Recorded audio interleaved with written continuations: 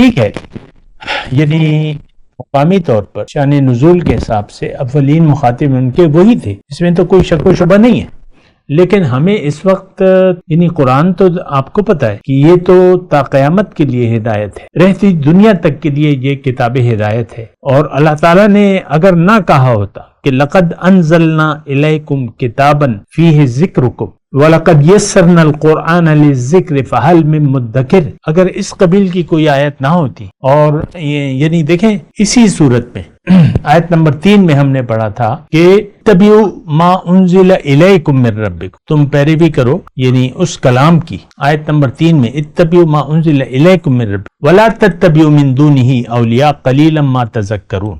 اب کتنے افسوس کی بات ہے کہ اس مضمون کو میں اگر صرف اہل مکہ ہی کا اس کو مخاطب سمجھ لوں اور اس آیت کو اپنے لیے نہ سمجھوں تو دیکھیں کتنی زیادہ بری بات ہوگی کہ میں قرآن کو اپنے اوپر سے ہٹا کے صرف اہل مکہ پر فٹ کر رہا ہوں. لیکن میں پھر آپ کو کہہ رہا ہوں کہ اس بات میں تو کوئی شک و شبہ نہیں ہے کہ اس کے اولین مخاطب تو وہاں کے لوگ تھے، لیکن یہ تو قرآن رہتی دنیا تک کے لیے ہدایت ہے.